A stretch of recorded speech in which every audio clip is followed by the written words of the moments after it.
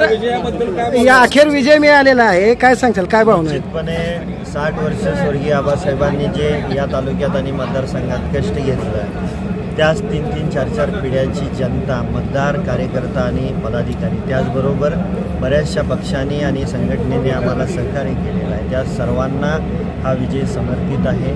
ज्यांनी आबासाहेबांची जी चळवळ आहे, शिवशाहू फुले आंबेडकरांचा जो विचार आहे तो टिकवण्यासाठी मागच्या 1 महिन्यापासून अहोरात्रपणे कष्ट घेतलं, त्या सर्व जनतेला, त्या सर्व पक्षांना, संघटनेला आणि काही अदृश्य शक्तीने आम्हाला सहकार्य केले, त्या सर्वांना हा विजय समर्पित आहे.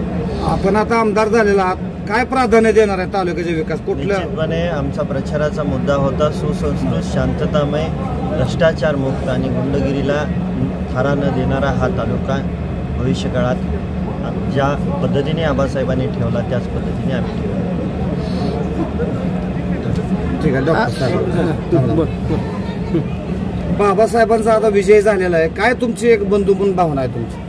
नाही, 2019 साली आज 5 वर्षापूर्वीचा हाच काळ होता आणि आबासाहेबांच्या डोळ्यासमोर शेतकरी कामगार पक्षाला इथं पराभूत स्वीकारायला लागलं होतं. ती जी सल पूर्ण तालुक्यामध्ये, मतदारसंघामध्ये होती, तर ती आज कुठंतरी पुसून निघालेल्या आणि आबासाहेब कुठं असतील आणि तिथं पाहत असतील.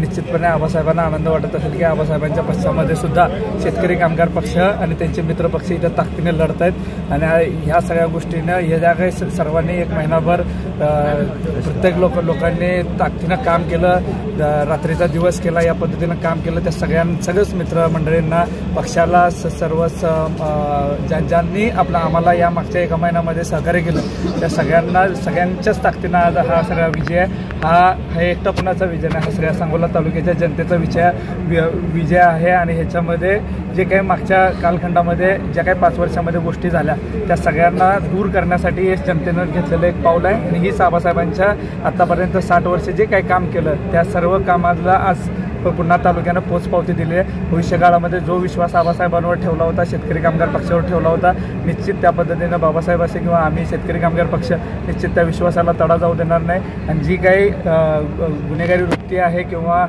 चुकीच्या मार्गांवर पाठबळ मागच्या 5 वर्षामध्ये दिलं आहे, त्या सगळ्या गोष्टींना आता पूर्णविराम मिळेल आणि ताकदीनं सुसंस्कृत राजकारणाची तालुका इथून पुढच्या कालावधीमध्ये दिसेल, हे निश्चित मी या माध्यमातून सांगतो. तुमचा गेल्या वेळेस निसटता पराभव झाला स्वतःचा, आता एवढा मोठा विजय, काय भावना आहेत आता?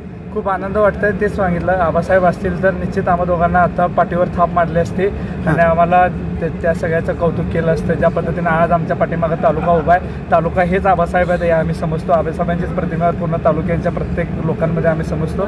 आज ही आमच्या पाठीशी राहून आम्हाला पाठीवर थाप दिली आहे तालुक्यानं, निश्चित ही आबासाहेबांची थाप आहे असं आम्ही समजतो.